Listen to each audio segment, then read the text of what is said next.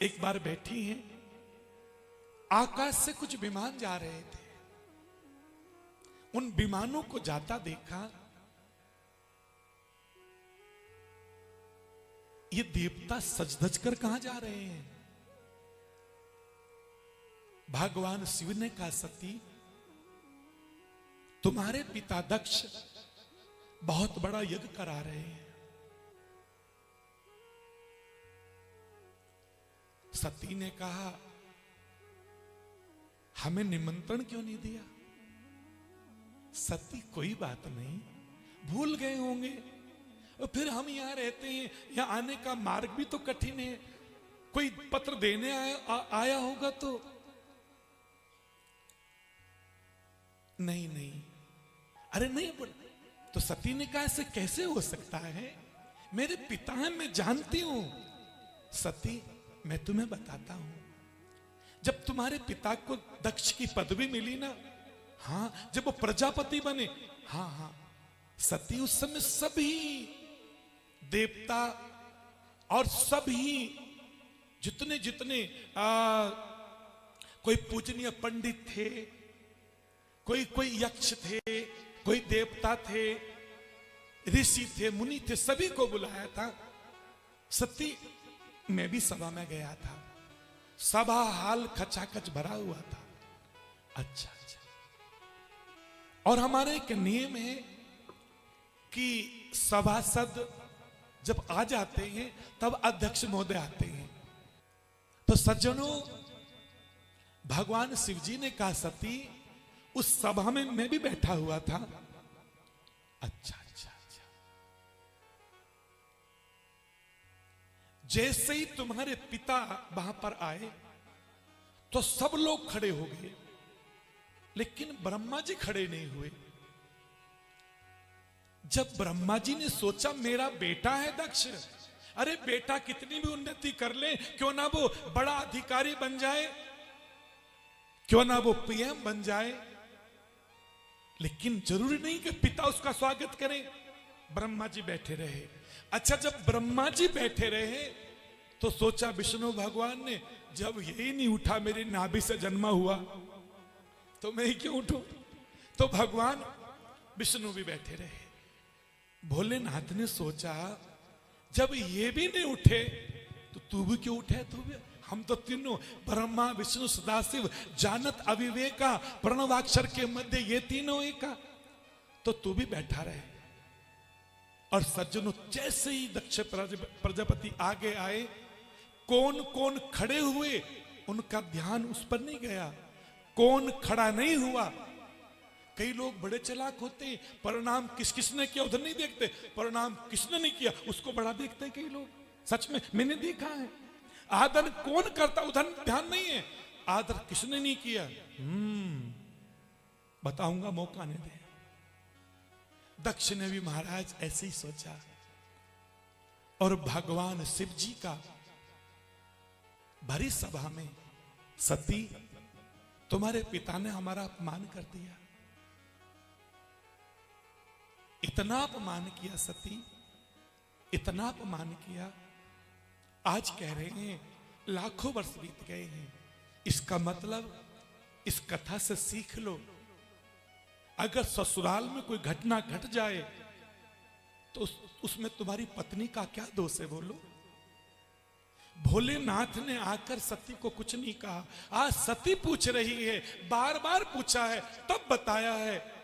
सती, हम बेकसूर थे, बेगुनाह थे, फिर भी तुम्हारे पिता ने हमारा बहुत अपमान किया।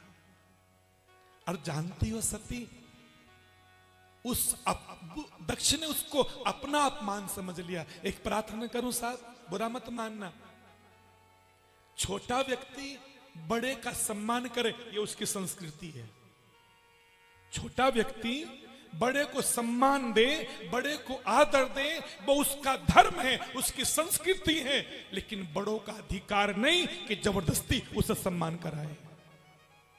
ध्यान से सुनना बात को, छोटा व्यक्ति किसी बड़े को सम्मान देना चाहिए, लेकिन बड़ा व्यक्ति केवल किसी बहुत विशेष अधिकार के साथ मेरा सम्मान करो, ठीक नहीं, ये अच्छा नहीं है। एक बात और कहना चाहता हूं, दक्ष ने शिव जी का अपमान किया पर हुआ नहीं। याद रखना, नोट कर लेना ये बात। दक्ष ने शिव जी का अपमान किया, हुआ नहीं। क्यों नहीं हुआ? याद रखना, आप श्रेष्ठ मार्ग पर चलते रहना, उत्तम मार्ग पर चलते रहना। लोग तुम्हारा अपमान करना चाहेंगे, लोग तुम्हें नीचा दिखाना चाहेंगे, तुम कभी नीचा नहीं देखोगे। हम जब नीचा देखेंगे अपने कर्मों के अनुसार देखेंगे, हम जब अपमानित होंगे अपने कर्मों के अनुसार होंगे, हमें कोई अपमानित नहीं कर सकता। हम जब भी गिरेंगे अपने कर्मानुसार हम पतित होंगे, तब हमारा अपमान होगा। कोई सो अपमान करना चाहे, हमारा कोई अपमान नहीं कर सकता। सती, तुम्हारे पिता ने हमारा अपमान करना तो चाहा, लेकिन हुआ नहीं। हां सती, जानती हो, अब वो जो यज्ञ करा रहे हैं केवल हमें अपमानित करने के लिए करा रहे हैं, कि सबको बुलाएंगे लेकिन शिव जी को नहीं बुलाएंगे। सती ने कहा और सोचने लगी। सती कितने धीर गंभीर हैं। पिता ने बुलाया नहीं, पति स्वीकार नहीं करते, पति ने त्याग दिया है, पिता ने छोड़ दिया है, सती तू जाएगी कहां? और तब कहती है सती, इस देह को रखने का लाभ तो नहीं है, ये पति की सेवा नहीं कर सकती, इसलिए आपकी अनुमति हो तो मैं पिता के यज्ञ में, सारी बहनें आएंगी, सब लोग मिलेंगे। इतने वर्ष हो गए हैं। भगवान शिव जी ने सती का आग्रह देखा और भागवत जी में इस सती चरित्र में भगवान शिव जी नंदी को बुलाते हैं, नंदी सती को पीठ पर सवार करो। और सम्मान के साथ भगवान शिव जी ने सती को विदाई दी है और सती पहुंच गई हैं राजा दक्ष के यहां, जहां हरिद्वार में कनखल है, दक्ष की राजधानी है, और सारे लोग आए हुए हैं। पहले कभी सती आती थी ना, पहले कभी भोलेनाथ आते थे तो ध्वजाएं झुक जाया करती थी। ब्राह्मण लोग द्वार पर वेद मंत्र पढ़ते थे, स्वस्ति वाचन करते थे, मंगलाचरण करते थे, और जब आते थे तो स्वयं दक्ष और स्वयं उनकी मां, सब लोग उनको द्वार पर लेने आते थे। आज सती गई, कोई नहीं बोला, कोई नहीं बोला, किसी ने कोई मंत्रोच्चारण नहीं। सती को लगा, पति ने समझाया था कि सती, जहां कोई जान पूछकर अपमान करे, सती वहां मत जाओ। मैंने उनकी बात सुनी नहीं, फिर भी अंदर गई। बहनें मिली इठलाती हुई, कोई इधर से निकल गई, कोई उधर से निकल गई, किसी ने बात नहीं करी। एक मां है, मां ने देखा सती को, सती पुत्री, इतने वर्षों के बाद, और सती को मां ने गले लगा लिया, अपने हृदय से लगा लिया। मां होती है ना, मां तो मां होती सब, सुख माने सुख के पिता दुख की मां, ऐसे कहते हैं। मां तो दुखी होती है, बेटी जब तक मां हो तो बेटी को पुकारती है वो। सती, बेटी कैसी है तू? अपनी बेटी को पूछ ही रही थी, उतने में दक्ष आ गए। सती, तुम आ गई हो?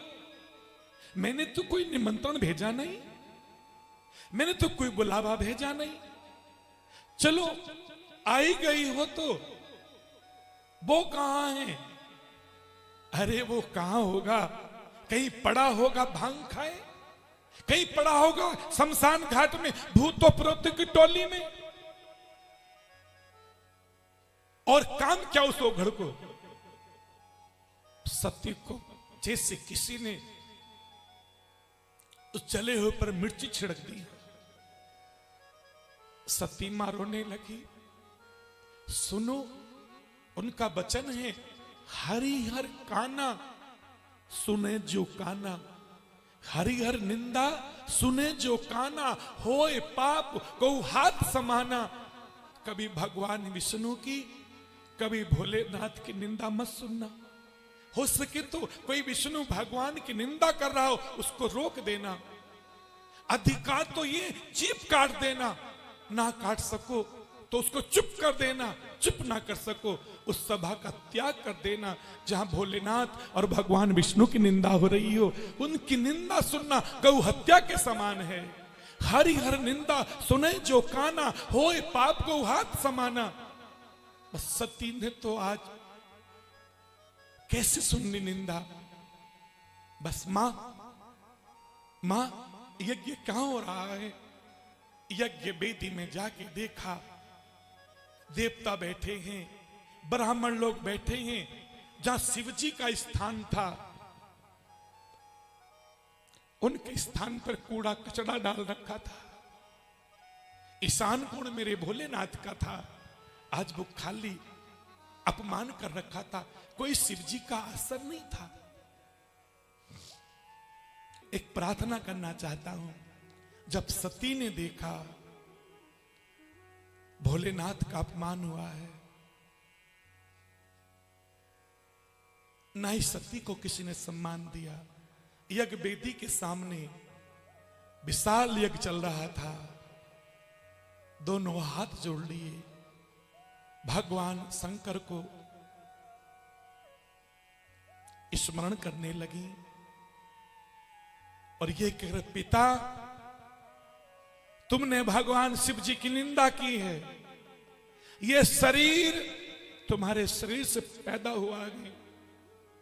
पिता अब मैं इस शरीर को नहीं रखूंगी जिसने भगवान भोलेनाथ की निंदा सुन ली हो। हे भोले बाबा, मेरे जन्मों जन्मों से आप ही थे, आप ही हो। भगवान शिव जी का ध्यान करते हुए हे भोलेनाथ, अगले जन्म में आप ही हमको मिलना। और यज्ञशाला में छलांग लगा दी महाराज। पता चला सती यज्ञशाला में कूद गई है। नंदी मां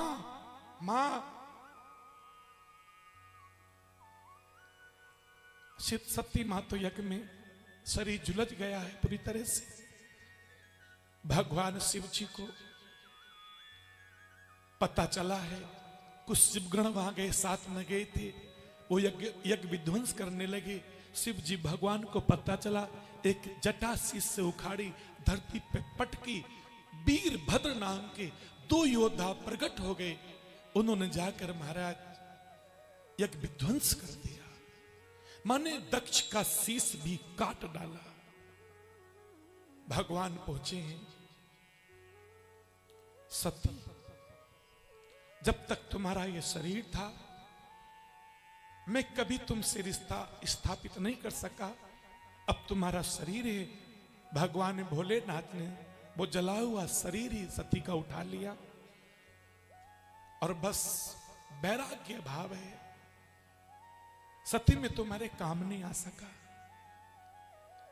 लेकिन इस हालात को देखकर पहले तो जो सती की मां थी बहुत रोई है, बहुत रोई है। वो भोलेनाथ उनके आराध्य देव थे। वो भगवान को अपना जमाई नहीं मानती थी, वो तो अपना आराध्य देव मानती थी।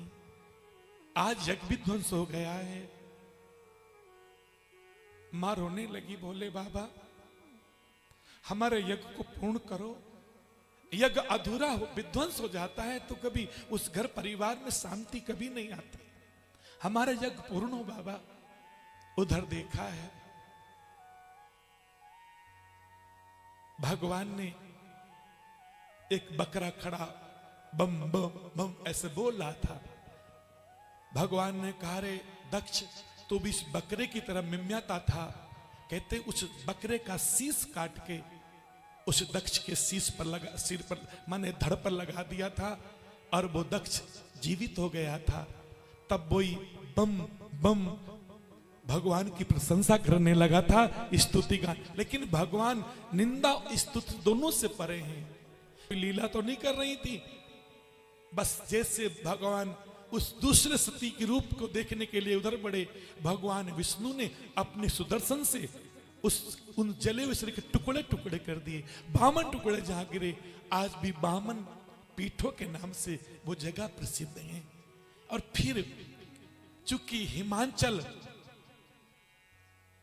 बहुत प्रार्थना करते थे, मां सती की मां हमारे घर भी आओ, तो अगले जन्म में वही सती पार्वती बनकर, माने पर्वत की बेटी पार्वती बनकर, और फिर उन्होंने उनके अवतार लिया, फिर घोर तपस्या की, फिर सप्त ऋषियों ने आकर समझाया, नारद जी ने समझाया, किसी का समझाया नहीं। जन्म जन्म की रगर हमारी, परऊं शंभु ना तो रहूं कवारी, बरूंगी तो शिवजी को बरूंगी, अन्यथा मैं किसी और को साथ अपना विवाह नहीं करूंगी। ऐसा सुंदर सा भाव। और फिर एक दिन ऐसी कृपा हुई भगवान की कि सती जो अब पार्वती के रूप में आई हैं, भगवान शिव जी का विवाह निश्चित हुआ है, देवताओं ने मनाया है। और ऐसे नहीं का विवाह कर लो शंकर भगवान से। भगवान बहुत दिन हो गए कभी किसी की बारात नहीं की है। भगवान समझ गए देवता बड़े स्वार्थ हैं, चूंकि जब तक उनको पता है भगवान शिव जी के द्वारा अगर उनके पुत्र के द्वारा, चूंकि राक्षस का वध होना था, वो भगवान शिव जी के पुत्र के द्वारा ही था, तो देवता बड़े स्वार्थी अपने स्वार्थ के लिए मेरा विवाह करा रहे हैं। ऐसा सोचकर भगवान ने फिर भी, सब वो तो कल्याणकारी देवता हैं, उन्होंने अपना विवाह का संकल्प किया और विवाह भगवान का हुआ धूमधाम से। फिर आकर भगवान कैलाश पर रहने लगे। ये तो भगवान का उतना ही चरित्र सुनाया जितना भागवत जी में है।